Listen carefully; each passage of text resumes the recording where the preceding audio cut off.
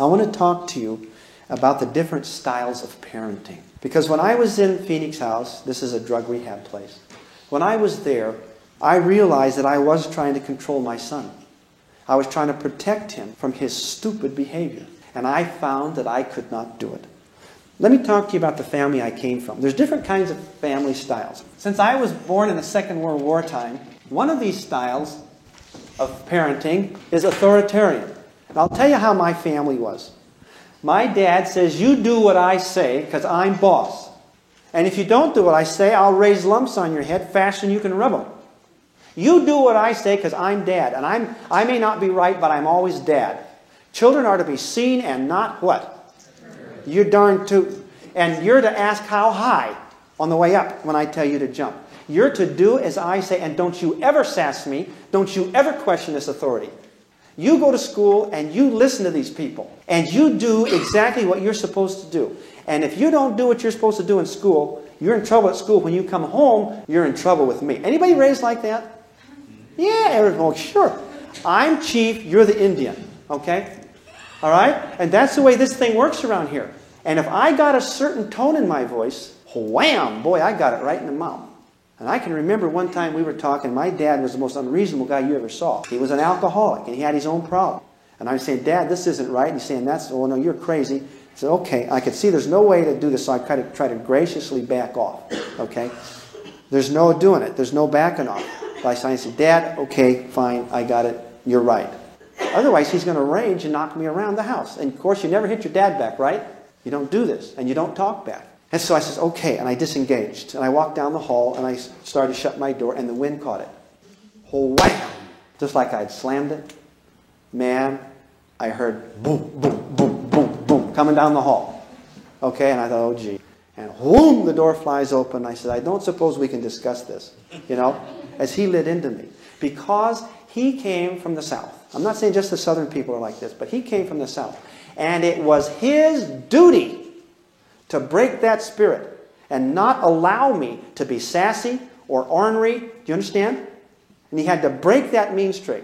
His basic assumption was that kids are not so good. And what we've got to do is beat them up and train them before they get out of hand. Anybody raised by somebody with that attitude? Now, this whole thing in here is not to blame our parents. It's not to say my parent is goofy. All right? It took me 55 years to say my dad was an alcoholic and he was sick. And what happened in our home was not healthy. And it produced me. It produced me. I rest my case. And so I went out there looking for a bride, and I got me a good one. I convinced her she ought to marry me. And then I've got all this alcoholic behavior. I have 25,000 hours of parenting tapes are in my head. Since I was a little teeny guy, I've been watching my mom and dad how to conduct a house, how to run a family. And Dad was alcoholic, and Mom was codependent. And Mom was probably sicker than Dad. Lots of tension, lots of drama in this home. And I was scared to death. And that was horrible. And I still remember those feelings today. Can a little kid handle that? Man, my world was falling apart. Guess who had the right to be mad in the home? He did, not the rest of us. Nobody could be mad but Papa. And he would rage. But my problem is this. I was raised in that home. And I got 25,000 hours of how to parent. And when the stress gets going in my house, and I got kids that are acting up, how do you think I'm going to respond? How was I trained to behave in a situation like that? How do you think? It was to get tougher and to come down harder. So I made more restrictions. And we got into a big battle over control with my son. Frightening thing. Frightening. So my papa was an authoritarian. And our home was based on authoritarian concepts. That is, that we're smart. We do what we're supposed to do. And the parents rule. And so the parents see the child as incapable, as irresponsible, as bad. And it's the father's duty to teach those kids and to train them. And not to take any sass and not to take any guff. And don't you dare do this and don't you dare do that. Sound familiar? How dare you talk to me with that tone? You get that look off your face or I'll knock it off. Anybody hear that kind of stuff? Not in your house. Right? Where'd all this rage come from my papa? From my grandma beat him. In his whole lifetime, my father was never hugged by his mother. Never told one time in the whole life that she loved him. Dad had some issues.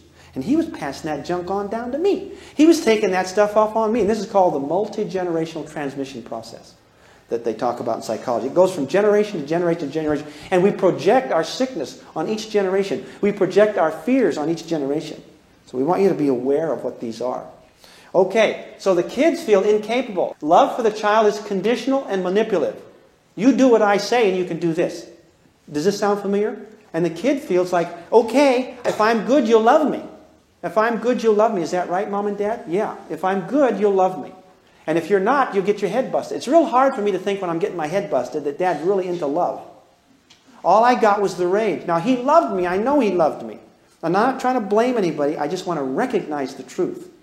Do you think there's a danger in saying, well, I want to be loyal to my father, so I'm not going to talk about the abuse? Do you think that's bright? That's dumb. You're not being loyal. I was taught, be loyal to the system. Don't you ever betray the system. Don't you ever air our linen in public. We protect the system. And I was told what a wonderful family we have. And Mama would say, aren't we fortunate that we love each other so much? Just total denial. Do you understand this? Total denial. Now, at some level, this is happening all over. All right, now, the child feels that the love is only conditional. If I'm good, if I do what you say, then you will love me. Do you understand? Now, you can be pulling that game with your kids today. And they feel like as long as they're good, as long as they get their ego, as long as they do this, or as long as they fill your ideas, that they're loved and they're approved of. And that's very manipulative. And that's not what agency is about. Not at all. That's not influence in gentleness and meekness and kindness. That's intimidation. That is violence masquerading as love. Now the child feels fear. He feels shamed and not trusted and incapable. What do we mean by this? I was scared to death of Papa. He was a rager, and if I got him too mad, he'd blow his cool. He's like, and that was his way. I believe now that he wasn't always that angry. But he pretended to be angry to intimidate me. Do you people sometimes feign anger? Do you pretend to be angry when you're really not angry to scare those kids? Do you do that? Come clean. It works. Yeah. Okay, and you do that. The child, when they're young especially, have what they call splitting. And that child cannot comprehend at certain ages that you can love them and still be mad at them. They can't comprehend this. They don't see it. You either love them or hate them. And if you're acting angry, they feel rejected and they feel not okay. I felt stupid in my home. I was made to feel stupid. I was made to feel second class. There was a one up, one down with me and my dad. It wasn't equals. It wasn't love like that. I know he loved me. He was trying to do for me what he thought he should do to be a good pa. But he wasn't. He was doing some bad stuff to me. And it made me really tweak. All right? And the more you know me, the more you're going to find out how goofy I am. All right? And you're goofy too. All right. Now, so this fear and shame, I felt not okay. You're going to hear me talk a lot about okay, not okay. But I didn't feel okay. And I grew up thinking, I'm not as good as you guys. I grew up thinking that I'm not okay. How many of you got a little of that shame? A lot of you. And when you learn more about it, you recognize all of you have some. And it's shame. You weren't built like that. You were made to feel shame, inadequate. And so no matter what I do, I never feel good enough. And so I got to prove it now. And so I'm going to work twice as hard as anybody else. I'm going to work hard all the time. Do the best I can. Work as hard as I can to try to prove it. And then when I get this job done, that's not going to satisfy me, right? I still got that hole in the soul. I still feel shame. So I'll go on to the next project and the next mountain. Have you got people that work 50, 60 hours a week? Have you got people that are lost in this? And that's their validation. And they've got that message. Conditional love. As long as I produce, I'm okay. As long as I try hard, I'm okay. As long as I'm perfect, I'm okay. Now, who can live up to that? That is sick. See, you set the climate in your home, not the kids. You set it up.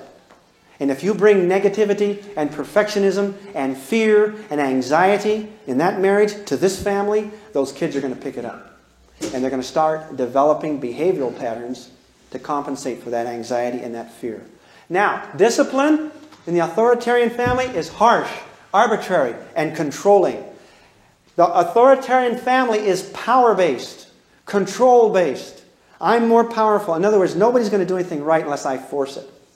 You know, a little child will fear abandonment. A little child will fear that they're going to be deserted by their parents. And a little child senses that if they're deserted, they'll die. That these huge giants in their lives magically can do everything. They're like 10 feet tall to a little kid. These humongous people are gods in the lives of these kids. And they sense that if they don't like me, then I can die or they might kill me. At some levels, they're frightened of this, especially when they see the rage. And they sense the insecurity and the instability in the marital relationship. There are no secrets in families. The kids pick up the anxiety. You project.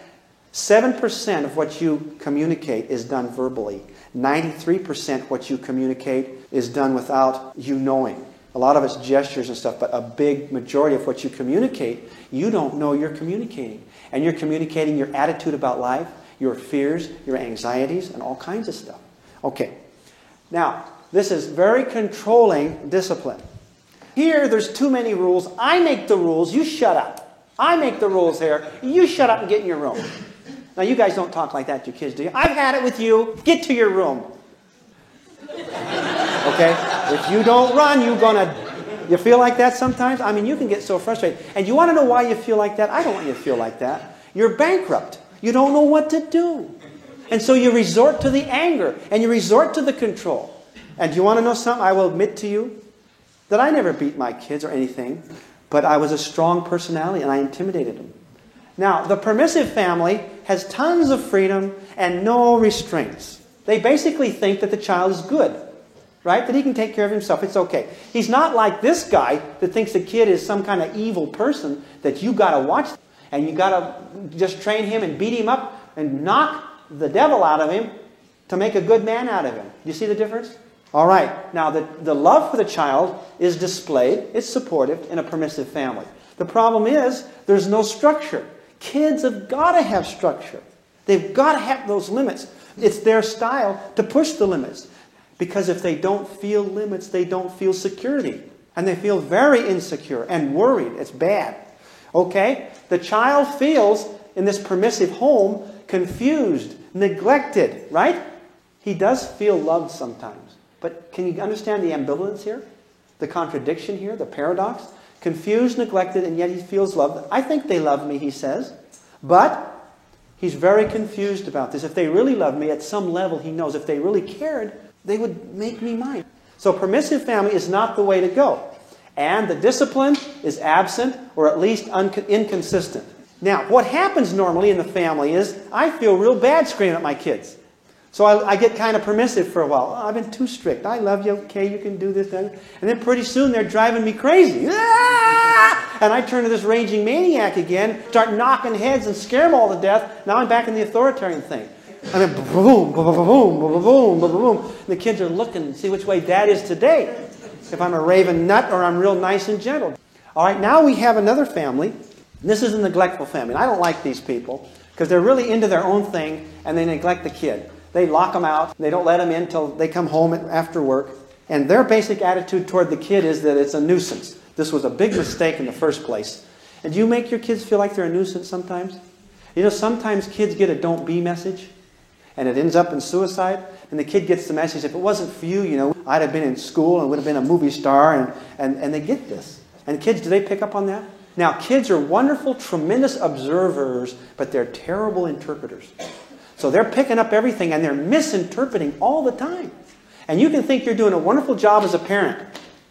And boy, you're not coming across at all. Okay? So the child's love is questioned. They're neglectful. Can you imagine why he would question that? If they loved me, they'd spend some time with me. If they loved me, they'd care where I am at 3 o'clock in the morning. I'm only 10. So they're out doing their own thing. They're neglecting their kids. The child feels neglected, disliked, and unimportant. Is that a pretty bad message? You're not important. And the discipline is harsh sometimes when the kid's in the way and he gets knocked around and really hurt. Or it's just totally absent. So at best, discipline is inconsistent. And inconsistency is terrible. What children need for good health is love and acceptance and consistency. Inconsistency causes more mental problems and more emotional problems than anything else. The democratic family, okay? We think we got a real wonderful thing here. How does the parent feel about the democratic family? Well, they've got this idea of equality. It's a warped idea, but they believe that everybody's equal, okay? We're all equal. One person, one vote. And they believe, basically, that the kids are good. That the kids are equal to the parents. Now, you really can't run a house like this very good, because if you've got 3 kids, all they'll do is vote themselves a higher, increase in allowance each week. And so this really doesn't work in practice. But it sounds like a good thing, and it strokes everybody. It's got some good qualities. And this is what they've been preaching in all the parenting manuals. Is what we want is a democratic home. Well, you don't want a democratic home, man. The kids will vote you right out of power. Okay? You don't dare have more than 2 kids. So we don't want a democratic home at all. But the children do feel equal, respected, and loved. So it's not so damaging, is it? And then they have discipline consequences as agreed. Now, they're teaching in all these books, like these here that I'm holding up here. They teach this. But the problem with this is that a democratic family or a democratic system is designed for people who are equal. Is that right? Are people equal? I think democracy is wonderful for a form of government, but it's lousy for a family for this reason. The founding fathers never believed we were equal at all. If they thought we were all equal, they would have given children the vote. Is that true? In fact, at that time, they didn't even give women the vote. And so the idea here is that democracy is for equals. And there's no way that a 200-pound dad that's 30 years old, that makes $30,000 a year can be considered, the same level as a child who's 6 months old, still pooping his pants, can't earn a dime, doesn't do anything around the house. That's not equality. He's equal as a human being and equal in value. But he's certainly not equal in strength, not equal in education, not equal in communication, not equal in money making, not equal in any other sense of the word. Does that make sense? So we get into a real difficulty when we try to superimpose a democratic model over a system of unequals. You understand? It will not work. So I take issue with every single parenting manual that talks about this, and that's what they're all talking about. I don't believe that the democratic model is good. I think that voting is good. I think that getting the parents to listen to the kids is good. I think having a forum and a family council to listen to the children is good. But I don't think the children have equal vote. I don't think they should. Mother Nature never intended it that way. There's not any kind of an animal kingdom where the children tell the parents what to do. It doesn't exist except in the human species. Then kids are telling the parents what to do all the time, and the parents are questioning it.